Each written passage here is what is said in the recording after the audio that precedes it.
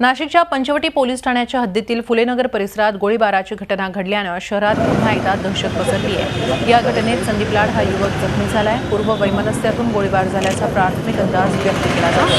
फुलेनगर परिसरातील एका छोट्याशा हॉटेलच्या बाहेर गोळीबार झाला, मात्र हल्लेखोर कोण आहे याचा तपास अद्याप लागलेला नाही। संदीप रेकॉर्डवरचा गुन्हेगार असून त्याच्यावर म्हसरूळ पोलीस ठाण्यात गुन्हा दाखल आहे।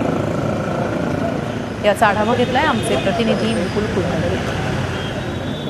गेल्या 1-1.5 महिन्यापासून शांत असणाऱ्या नाशिक शहरामध्ये पुन्हा एकदा गोळीबाराच्या घटनेनं खळबळ उडालेली आहे।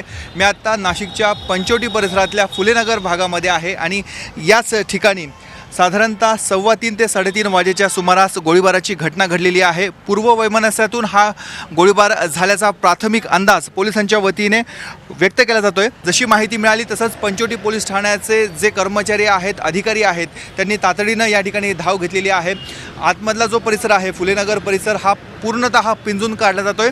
जो जखमी आहे त्याचं नाव संदीप लाड आहे असं कळतंय, मात्र अद्याप पोलिसांचा प्राथमिक तपास हा सुरू आहे। तो देखील एक कुख्यात गुन्हेगार असल्याची माहिती देखील पुढे येते, मात्र कोणी हमला केला, कोण हा गोळीबार करणारा होता त्याची माहिती अद्याप मिळालेली नाही आहे। जो जखमी होता त्याच्यावर जवळच्याच एका खाजगी रुग्णालयामध्ये उपचार सुरू आहेत। पुन्हा एकदा या घटनेनं नाशिक शहरामध्ये खळबळ उडालेली आहे। आता इथून पुढचा तपास कसा केला जातो हे बघणं औत्सुक्याचं ठरणार आहे। Video journalist Mangesh Mukul Kulkarni, Zee media, Nashik.